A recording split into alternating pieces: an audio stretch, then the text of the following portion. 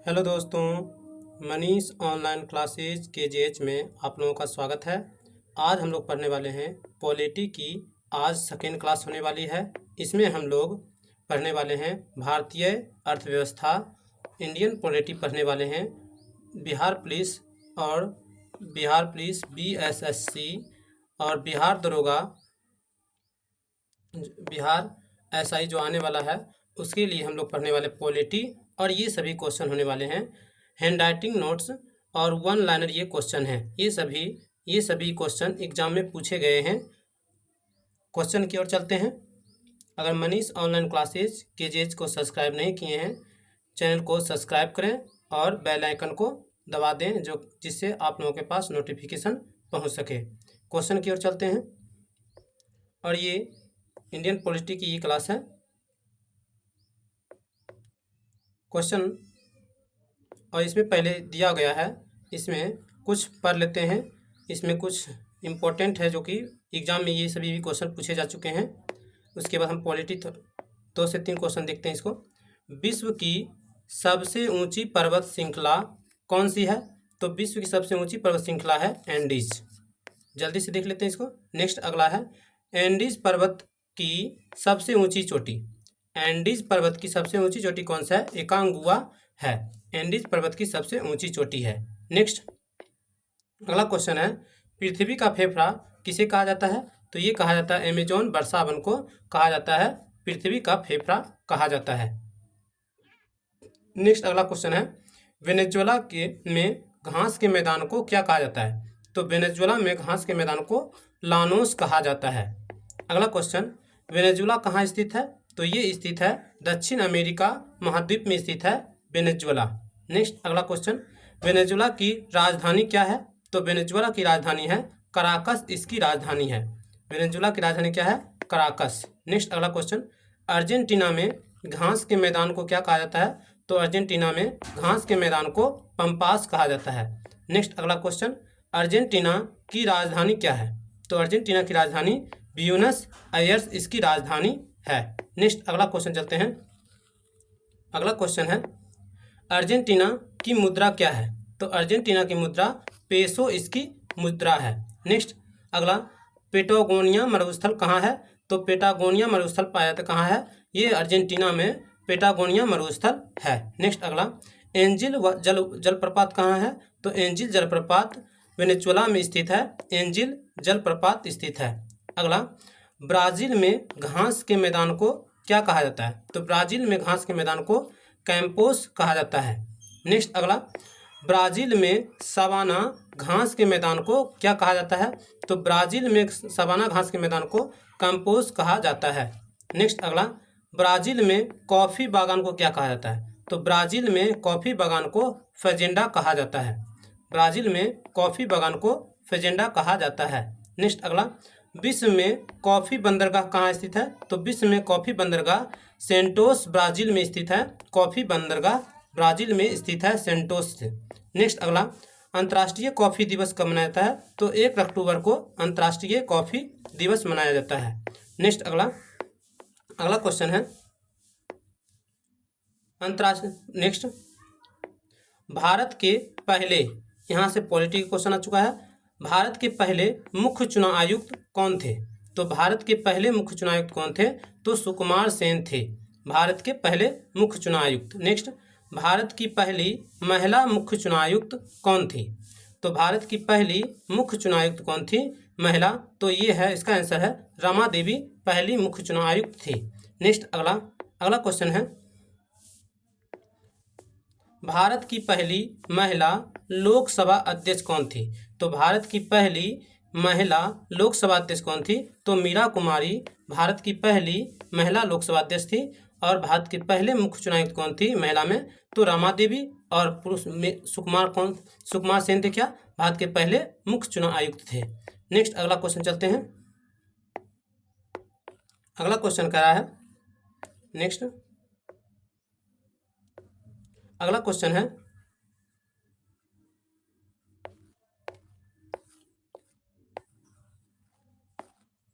अगला क्वेश्चन लोकसभा का सदस्य बनने के लिए न्यूनतम आयु कितनी है? तो लोकसभा का सदस्य बनने के लिए न्यूनतम आयु 25 वर्ष है। कितनी है? 25 वर्ष न्यूनतम आयु है। नेक्स्ट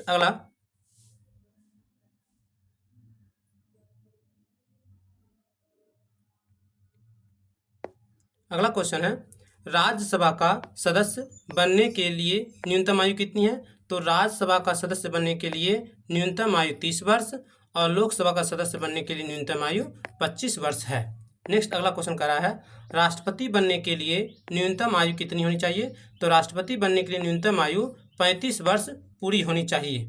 नेक्स्ट अगला क्वेश्चन, हाई कोर्ट की पहली महिला न्यायाधीश कौन थी? तो हाई कोर्ट की पहली महिला न्यायाधीश कौन थी? तो इसका करेक्ट आंसर है अन्ना चांडी थी, केरल हाई कोर्ट की थी और पहली महिला न्यायाधीश थी अन्ना चांडी। नेक्स्ट अगला क्वेश्चन, हाई कोर्ट की पहली महिला मुख्य न्यायाधीश कौन थी? तो हाई कोर्ट की पहली महिला न्यायाधीश कौन थी? तो इसका करेक्ट आंसर है लीला सेठ थी और ये हिमाचल प्रदेश की थी। तो हाई कोर्ट की पहली महिला मुख्य न्यायाधीश थी लीला सेठ, हिमाचल प्रदेश के। नेक्स्ट अगला क्वेश्चन है, भारत के सर्वोच्च न्यायालय की पहली महिला न्यायाधीश कौन थी? तो फातिमा बीबी थी, सर्वोच्च न्यायालय की पहली महिला न्यायाधीश थी। नेक्स्ट, हाई कोर्ट रीट जारी करता है अनुच्छेद कितने के तहत? अनुच्छेद 216 के तहत हाई कोर्ट रीट जारी करता है।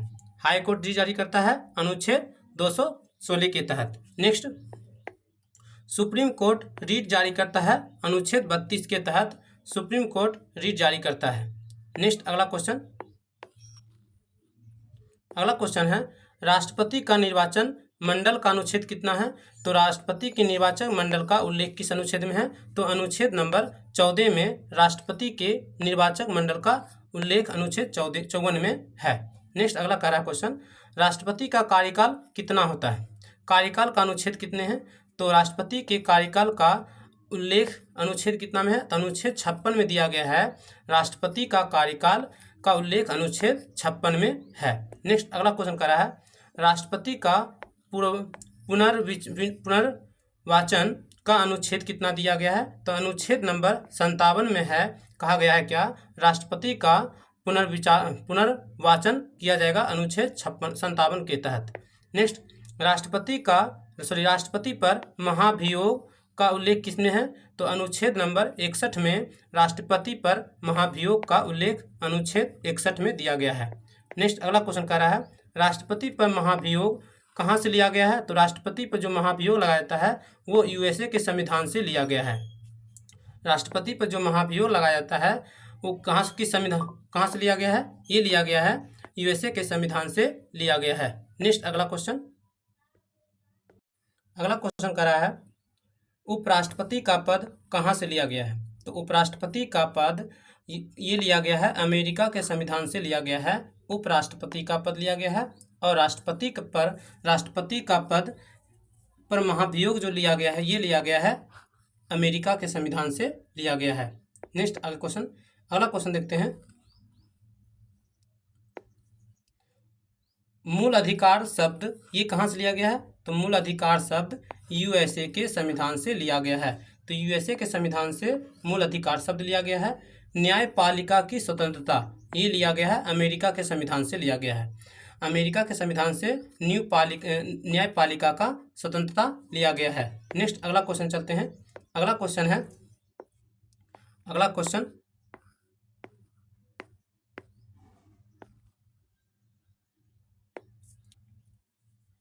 राज्यपाल अध्यादेश जारी करने की शक्ति का अनुच्छेद कितने में दिया गया है? तो राज्यपाल अध्यादेश जारी करने की शक्ति अनुच्छेद नंबर 213 के तहत राज्यपाल राज्य में अध्यादेश जारी करता है। राज्यपाल अनुच्छेद 213 के तहत राज्य में अध्यादेश जारी करता है और राष्ट्रपति अध्यादेश जारी करने की शक्ति अनुच्छेद नंबर 113 में दिया गया है। अनुच्छेद नंबर 113 में क्या कहा गया है? राष्ट्रपति अध्यादेश जारी कर सकता है और ये देश में अध्यादेश जारी करता है। नेक्स्ट अगला क्वेश्चन कर रहा है, प्रत्येक राज्य में राज्यपाल का प्रावधान अनुच्छेद 153 में दिया गया है। प्रत्येक राज्य में राज्यपाल का प्रावधान कितना में दिया गया है? तो ये दिया गया है अनुच्छेद नंबर 153 में है। नेक्स्ट अगला क्वेश्चन कर रहा है राज्यपाल के पद का स्रोत कहाँ से लिया गया है? तो राज्यपाल के पद का स्रोत लिया गया है, ये कनाडा के संविधान से लिया गया है। तो क्वेश्चन ये पूछा जा सकता है, ये क्वेश्चन पूछे जा चुके हैं, ये सभी ये हैंड राइटिंग नोट से बनाए हैं। नेक्स्ट आगे देखते हैं, राज्यपाल की नियुक्ति कौन करता है? तो राज्यपाल की नियुक्ति राष्ट्रपति के द्वारा किया जाता है और ये केंद्रीय मंत्री परिषद की सिफारिश पर राज्यपाल की नियुक्ति होती है और इसकी नियुक्ति राष्ट्रपति करता है। अगला क्वेश्चन कर रहा है राज्यपाल को शपथ कौन दिलाता है? तो राज्यपाल को शपथ दिलाता है हाई कोर्ट के मुख्य न्यायाधीश के समक्ष राज्यपाल को शपथ दिलाया जाता है। अगला क्वेश्चन कर रहा है राज्यपाल इस्तीफा देता है किसको? तो ये राष्ट्रपति को इस्तीफा देता है, राष्ट्रपति को इस्तीफा देता है राज्यपाल, और राज्यपाल की का शपथ दिलाता है हाई कोर्ट के मुख्य न्यायाधीश के समक्ष दिलाया जाता है। नेक्स्ट अगला क्वेश्चन, राज्यपाल बनने की न्यूनतम आयु कितनी है? तो राज्यपाल बनने के लिए न्यूनतम आयु इसकी है 35 वर्ष इसकी आयु है। अगला क्वेश्चन है राज्यपाल का वेतन प्रति माह कितना होता है? तो राज्यपाल का प्रति माह वेतन 3,50,000 रुपया होता है, राज्यपाल का प्रति माह वेतन। अगला क्वेश्चन कर रहा है, अगला क्वेश्चन, राज्यपाल न्यायालय द्वारा दी गई संज्ञा को कम अथवा पूर्णतः माफ कर सकता है अनुच्छेद 161 के तहत। राज्यपाल न्यायालय द्वारा दी गई सजा को कम अथवा पूर्णतः माफ कर सकता है अनुच्छेद 161 के तहत कर सकता है, और राष्ट्रपति अनुच्छेद 72 के तहत ये सजा को माफ कर सकता है या पूर्णतः समाप्त कर सकता है। नेक्स्ट अगला क्वेश्चन कर रहा है, अगला क्वेश्चन कर रहा है जवाहरलाल नेहरू की अधीन भारत की अंतरिम सरकार का गठन कब किया गया था? तो जवाहरलाल नेहरू की अधीन भारत की अंतरिम सरकार का गठन किया था 2 सितंबर 1946 को किया गया था। अंतरिम सरकार का गठन कब किया गया था? और 2 सितंबर 1946 को किया गया था, और किसके अधीन ये किया गया था? पंडित जवाहरलाल नेहरू के अधीन किया गया था। नेक्स्ट अगला क्वेश्चन कर रहा है अंतरिम सरकार के गठन में अध्यक्ष कौन था? तो अंतरिम सरकार के गठन में अध्यक्ष कौन था? तो लॉर्ड वेबल इसके अध्यक्ष थे अंतिम सरकार के गठन में। अगला क्वेश्चन कर रहा है अंतिम सरकार के गठन के उपाध्यक्ष कौन थे? तो अंतरिम सरकार के गठन के उपाध्यक्ष कौन थे? तो पंडित जवाहरलाल नेहरू इसके उपाध्यक्ष थे। नेक्स्ट अगला क्वेश्चन कर रहा है, अगला क्वेश्चन 1946 में बनी अंतरिम सरकार में गृह मंत्री, सूचना और प्रसारण मंत्री कौन थे? तो 1946 में जो अंतरिम सरकार का गठन किया गया था उसमें गृह और सूचना और प्रसारण मंत्री कौन थे? तो इसका करेक्ट आंसर है वल्लभ भाई पटेल इसके अध्यक्ष थे। गृह और सूचना और प्रसारण मंत्री कौन थे? तो ये सरदार वल्लभ भाई पटेल थे। नेक्स्ट आगे देखते हैं राजेंद्र प्रसाद को कौन सा मंत्रालय दिया गया था? तो राजेंद्र प्रसाद को खाद्य एवं कृषि मंत्रालय दिया गया था। ये सभी जितने भी क्वेश्चन हैं ये प्रीवियस एग्जाम में पूछे जा चुके हैं ये सभी। नेक्स्ट बलदेव सिंह को रक्षा मंत्रालय दिया गया था। ये 1946 की बनी हुई अंतिम सरकार के ये सभी क्वेश्चन हैं। तो बलदेव सिंह को मिला था इसमें रक्षा मंत्री का पद मिला था, और आसफ अली को मिला था रेल मंत्री बनाया गया था, और आई चुंदरगिरी को मिला था वाणिज्य मंत्री किसको बनाया गया था? तो 1946 में अंतिम सरकार के सदस्य बने थे आई चुंदरगिरी, ये वाणिज्य मंत्री थे, और रेल मंत्री आसफ अली, और बलदेव सिंह को बनाया गया था रक्षा मंत्री, और डॉक्टर राजेंद्र प्रसाद को बनाया गया था खाद्य एवं कृषि मंत्री बनाया गया था। अगला क्वेश्चन नेक्स्ट चलते हैं। अगला क्वेश्चन कर रहा है भारत के अंतरिम सरकार में 1946 में वित्त मंत्रालय का कार्यभार किसे दिया गया था? तो ये दिया गया था लियाकत अली को दिया गया था। लियाकत अली को दिया गया था कौन सा पद दिया गया था? वित्त मंत्रालय का कार्यभार दिया गया था, और ये भारत के अंतरिम सरकार में 1946 के हैं। नेक्स्ट अगला क्वेश्चन है कानून व विधि मंत्री किसे बनाया गया था? तो ये बनाया गया था जोगेंद्र नाथ मंडल को बनाया गया था। कानून एवं विधि मंत्री किसे बनाया गया था? तो जोगेंद्र नाथ को बनाया गया था, और श्रम मंत्री बनाया गया था जगजीवन राम को बनाया गया था, श्रम मंत्री बनाया गया था। नेक्स्ट आगे देखते हैं स्वतंत्रता के बाद कानून मंत्री कौन बने थे? स्वतंत्रता के बाद कानून 1946 के बाद जो कानून मंत्री कौन बने थे? तो ये बने थे डॉक्टर भीमराव अंबेडकर बने थे। BR अंबेडकर बने थे स्वतंत्रता के बाद। नेक्स्ट अगला क्वेश्चन है, स्वतंत्रता के बाद शिक्षा मंत्री कौन बने थे? तो स्वतंत्रता के बाद शिक्षा मंत्री बने थे अब्दुल कलाम आज़ाद बने थे। स्वतंत्रता के बाद शिक्षा मंत्री बने थे अब्दुल कलाम आज़ाद बने थे। नेक्स्ट अगला क्वेश्चन चलते हैं। अगला क्वेश्चन है, अंतरिम सरकार में शिक्षा मंत्री कौन थे? तो अंतरिम सरकार में शिक्षा मंत्री थे, ये अंतरिम सरकार 1946, ये 1946 के पहले है। तो चक्रवर्ती राजगोपालाचारी थे। कौन थे? अंतरिम सरकार में 1946 के समय कौन थे अंतरिम सरकार के सदस्य शिक्षा मंत्री में कौन थे? तो ये चक्रवर्ती राजगोपालाचारी थे। और आज़ादी के बाद कौन थे? तो आज़ादी के बाद थे अब्दुल कलाम आज़ाद थे। नेक्स्ट अगला क्वेश्चन करा है, स्वतंत्रता के भारत के पहले उप प्रधानमंत्री कौन थे? तो भारत के पहले उप प्रधानमंत्री कौन थे? तो इसका आंसर है सरदार वल्लभ भाई पटेल। भारत के पहले उप प्रधानमंत्री कौन थे? तो सरदार वल्लभ भाई पटेल थे। नेक्स्ट अगला क्वेश्चन कर रहा है, अगला क्वेश्चन, स्वतंत्र भारत के पहले वित्त मंत्री कौन थे? स्वतंत्र भारत के पहले वित्त मंत्री RK षणमुखम सेठी थे। स्वतंत्र भारत के पहले वित्त मंत्री थे। अगला क्वेश्चन कर रहा है, संविधान सभा का मुख्य प्रारूपकार कौन थे? तो ये इसका आंसर है SN मुखर्जी थे। कौन थे? SN मुखर्जी संविधान सभा का प्रमुख प्रारूपकार कौन थे? SN मुखर्जी थे। नेक्स्ट अगला क्वेश्चन कर रहा है, अगला क्वेश्चन है,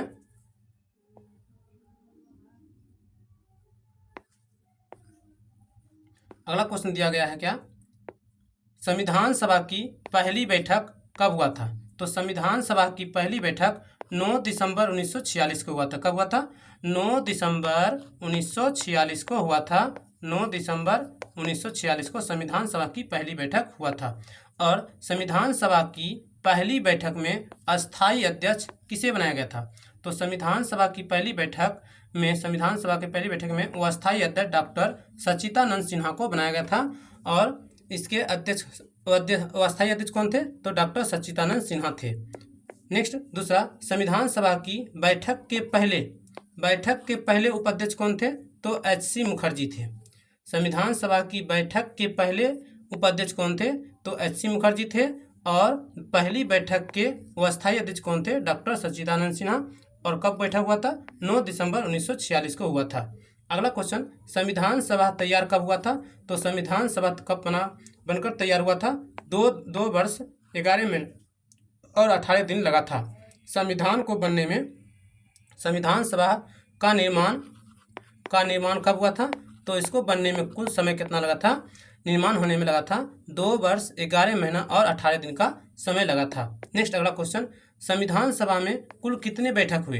तो संविधान सभा में कुल 11 बैठक हुआ था। संविधान सभा में कुल कितने बैठक हुए? तो 11 बैठक हुआ था। अगला क्वेश्चन, संविधान सभा की दूसरी बैठक कब हुई थी? तो संविधान सभा की दूसरी बैठक 11 दिसंबर 1946 को हुआ था। 11 दिसंबर 1946 को हुआ था। आगे, संविधान सभा की दूसरी बैठक में अस्थायी अध्यक्ष किसे बनाया गया था? तो अस्थायी अध्यक्ष बनाया गया था डॉक्टर राजेंद्र प्रसाद को बनाया गया था। संविधान सभा की दूसरी बैठक में अस्थायी अध्यक्ष बनाया गया था डॉक्टर राजेंद्र प्रसाद को बनाया गया था। नेक्स्ट अगला क्वेश्चन, संविधान सभा का संवैधानिक सलाहकार कौन था? तो संविधान सभा का संवैधानिक सलाहकार था BN राव। करेक्ट आंसर है। नेक्स्ट अगला, संविधान सभा का अंतिम बैठक कब हुई थी? संविधान सभा की अंतिम बैठक हुई थी 24 जनवरी 1950 को हुई थी। संविधान सभा की अंतिम बैठक हुई थी। नेक्स्ट अगला, संविधान बनकर तैयार कब हुआ था? तो 26 नवंबर 1949 को संविधान बनकर तैयार हुआ था। 26 नवंबर 1949 को हुआ था। नेक्स्ट आगे अगला क्वेश्चन कर रहा है, संविधान लागू कब हुआ था? तो 26 जनवरी 1950 को संविधान लागू हुआ था। 26 जनवरी 1950 को लागू हुआ था। नेक्स्ट अगला क्वेश्चन,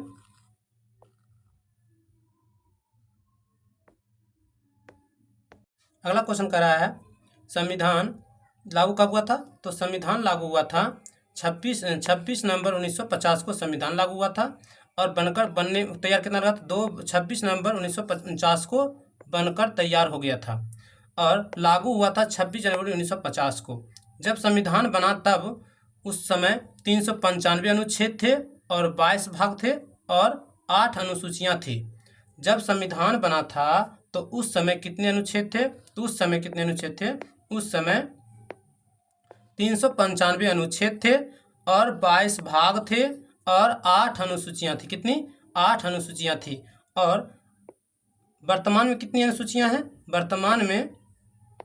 वर्तमान में कितनी अनुसूचियां हैं? तो वर्तमान में 395 अनुच्छेद हैं और 22 भाग हैं और 12 अनुसूची है। इसमें 4 अनुसूची इसमें लागू हुआ है, मतलब जुड़ा है इसमें। तो इसको हम देखेंगे धीरे धीरे अगला स्टेप में। नेक्स्ट तो बोला गया क्या? अगला, संविधान सभा का चिन्ह क्या है? तो संविधान सभा का चिन्ह है हाथी। क्या है? संविधान सभा का चिन्ह क्या है? हाथी है। नेक्स्ट अगला देखते हैं। नेक्स्ट चलते हैं। अगला इसमें करा है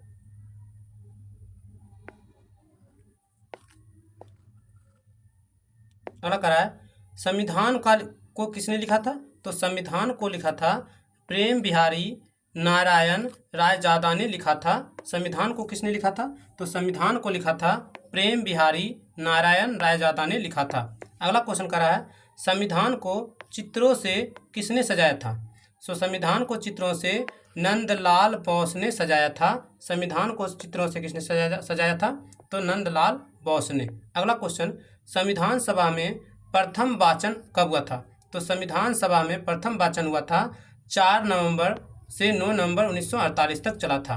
तो 4 नवंबर से 9 नवंबर 1948 तक संविधान सभा की प्रथम वाचन कब हुआ था? तो 4 नवंबर से 9 नवंबर 1948 तक। अगला क्वेश्चन है दूसरा वाचन कब हुआ था? तो 19 नवंबर 1948 से 17 अक्टूबर 1949 तक चला था दूसरा वाचन। तो दूसरा वाचन कब से कब हुआ?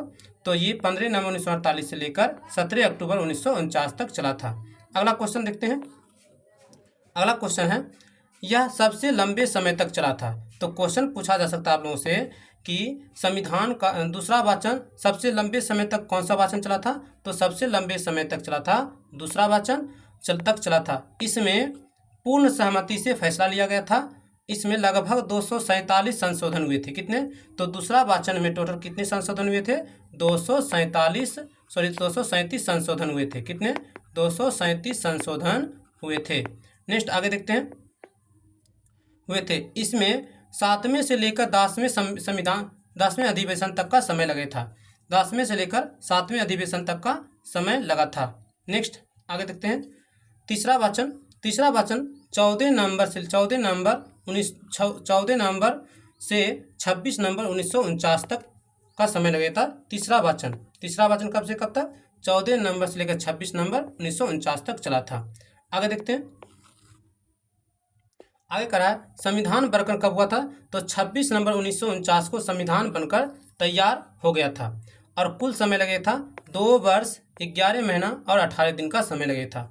और उस समय इसमें खर्च कितना लगा था संविधान बनने में? तो उस समय लगेगा था 63,96,729 रुपया लगा था। संविधान तैयार होने में उस समय लगा था 63,96,729 रुपया लगा था। नेक्स्ट कब तैयार हुआ था? तो ये 26 नवंबर 1949 को तैयार हुआ था और कुल इसमें किसी जगह मिलता है 284 और कहीं पे मिलता है 299। तो 284 सदस्यों ने इस पर हस्ताक्षर किए थे। कुल कितने? 284 सदस्यों ने हस्ताक्षर किए थे और इसमें 8 महिलाओं ने हस्ताक्षर किए थे। टोटल महिला की संख्या कितनी थी? तो टोटल महिला की संख्या 15 थी। उसमें से कुल 8 महिलाओं ने हस्ताक्षर किए थे। अगला क्वेश्चन, प्रारूप समिति कब बना था? तो प्रारूप समिति का गठन हुआ था 29 अगस्त 1947 को। प्रारूप समिति का गठन किया गया था 29 अगस्त 1947 को। अगला क्वेश्चन कर रहा है।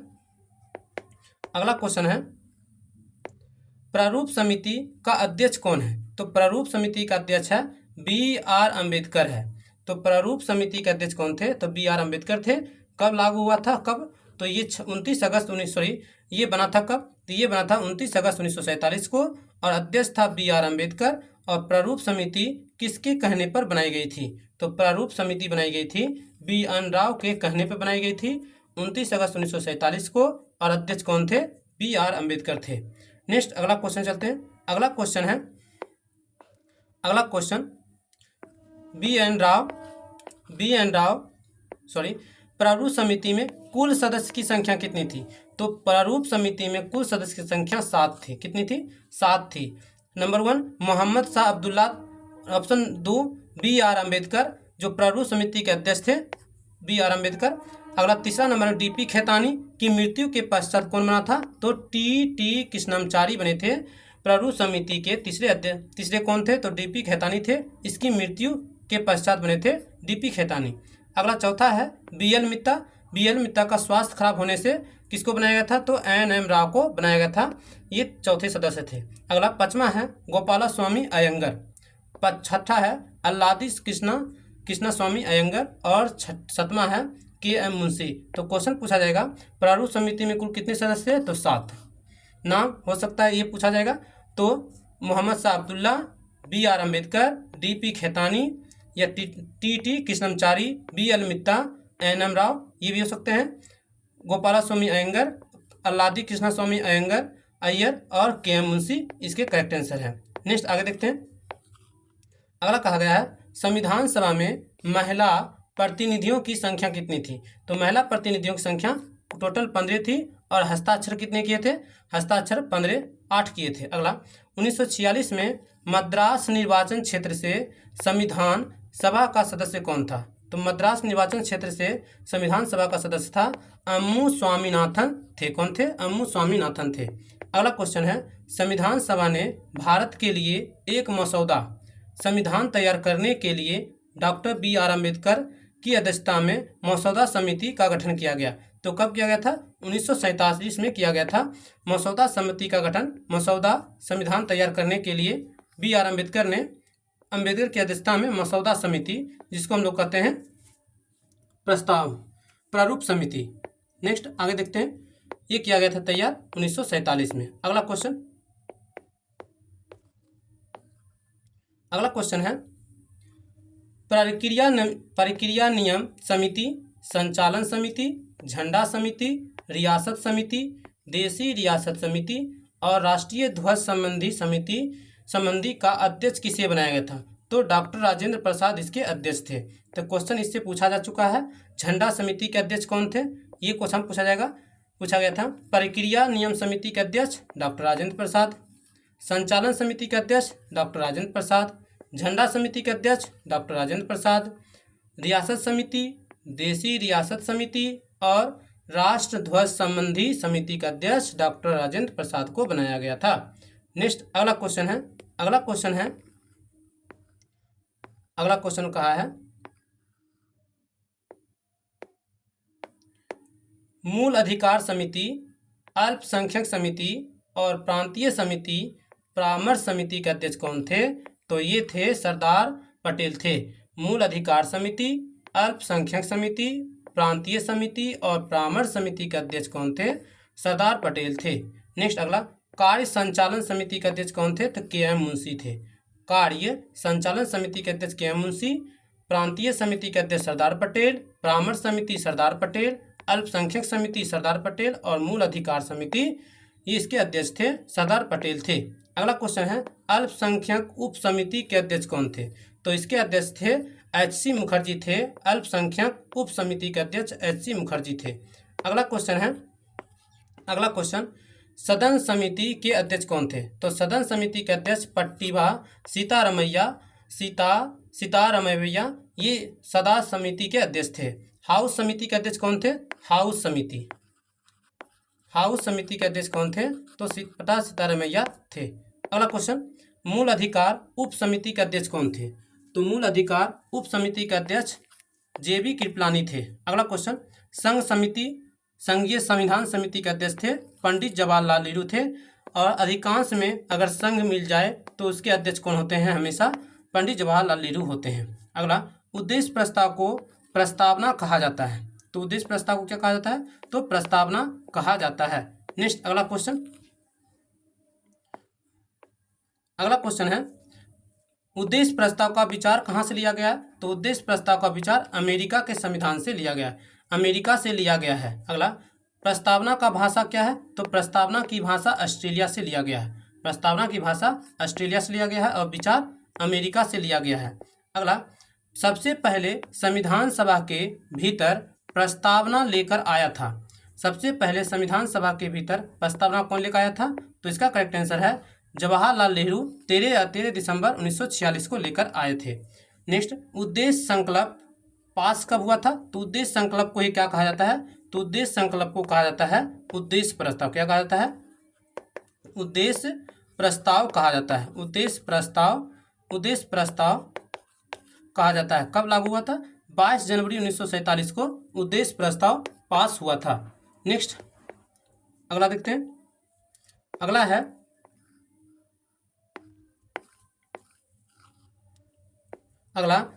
जब संविधान बना था तब तो कौन सा अनुच्छेद लागू नहीं होता है? तो संविधान जब बना था तो कौन सा अनुच्छेद लागू हुआ था? तो इसका करेक्ट आंसर है लागू हुआ था कौन सा अनुच्छेद? तो ये हुआ था संसदीय प्रणाली और नागरिकता, ये दोनों लागू हुए थे। जब संविधान बना था तो कौन कौन से अनुच्छेद लागू हुए थे? संसदीय प्रणाली और नागरिकता, निर्वाचन, ये तीनों लागू हुए थे। भारत ने अपना स्वाधीनता दिवस कब मनाया है? तो भारत ने अपना पहला स्वाधीनता दिवस 26 जनवरी 1950 को बनाया था। कब बनाया था? 26 जनवरी 1950 को बनाया था। कब बनाया था? 1950 को। अगला क्वेश्चन, संविधान सभा की अंतिम बैठक कब हुई थी? तो संविधान सभा की अंतिम बैठक 24 जनवरी 1950 को हुआ था। इस दिन 3 चीज़ों को अपनाया गया था। जब संविधान का अंतिम बैठक हुआ था उस समय कितने चीज़ों को अपनाया गया था? तो उस समय 3 चीज़ों को अपनाया गया था। तो कौन कौन थे? पहला, राष्ट्रपति डॉक्टर राजेंद्र प्रसाद बने थे। जब संविधान सभा की अंतिम बैठक हुई थी तो उसके पहले राष्ट्रपति कौन बने थे? डॉक्टर राजेंद्र प्रसाद बने थे। और राष्ट्रगान को अपनाया गया। तो राष्ट्रगान को कब अपनाया गया था? तो 24 जनवरी 1950 को जन गण मन को अपनाया गया था। अगला क्वेश्चन, राष्ट्रगीत को अपनाया गया था वंदे मातरम को 24 जनवरी 1950 को अपनाया गया था। राष्ट्रगान को, और पहले राष्ट्रपति थे भारत के डॉक्टर राजेंद्र प्रसाद जब संविधान सभा की अंतिम बैठक हुई थी। अगला क्वेश्चन है, भारत का राष्ट्रीय ध्वज अपनाया गया था। तो 22 जुलाई 1947 को भारत का राष्ट्रीय ध्वज कब अपनाया गया था? तो संविधान अपनाया गया था 22 जुलाई 1947 को अपनाया गया था। 1950 में भारतीय संविधान लागू होने के बाद संविधान सभा का अस्तित्व समाप्त हो गया। 1952 तक के रूप में कार्य करता है। तो इसका करेक्ट था भारत का अस्थायी संसद थे। कौन थे? भारत की अस्थायी संसद। अगला क्वेश्चन है, भारत का वित्त आयोग का गठन तो राष्ट्रपति के द्वारा किया जाता है। अनुच्छेद 208 के तहत किया जाता है। भारत के वित्त आयोग का गठन किसके द्वारा किया जाता है? तो राष्ट्रपति के द्वारा किया जाता है। अनुच्छेद 280 के तहत किया जाता है। अगला क्वेश्चन है, भारत का सर्वोच्च न्यायालय का उल्लेख अनुच्छेद किसमें है? अनुच्छेद 124 में दिया गया है। भारत के सर्वोच्च न्यायालय का उल्लेख किसमें है? अनुच्छेद 124 में दिया गया है। अगला क्वेश्चन, भारत का उच्च न्यायालय का उल्लेख किसमें है? तो भारत के उच्च न्यायालय का उल्लेख 214 में दिया गया है। और इसका जस्ट उल्टा करेंगे तो उच्च न्यायालय का उल्लेख किसमें? 124 में। और सर्वोच्च न्यायालय का उल्लेख 124 और उच्च न्यायालय का उल्लेख 224 में दिया गया है। और भारत के निर्वाचन आयोग का उल्लेख किसमें है? तो भाग संख्या 15 में है। और अनुच्छेद 324 में भारत के निर्वाचन आयोग का उल्लेख भाग संख्या 15 और अनुच्छेद 324 में है। ये क्लास आप लोगों को कैसी लगी प्लीज़ कमेंट करके बताइएगा। और ऐसे ही हम लोग नोट्स जल्द से जल्द कवर करने वाले हैं। अगर ये क्लास आप लोगों को अच्छी लगी हो प्लीज़ वीडियो को शेयर करें अपने फ्रेंड्स में। अगर मनीष ऑनलाइन क्लासेज KJH को सब्सक्राइब नहीं किए हैं तो चैनल को सब्सक्राइब करें। Thank you.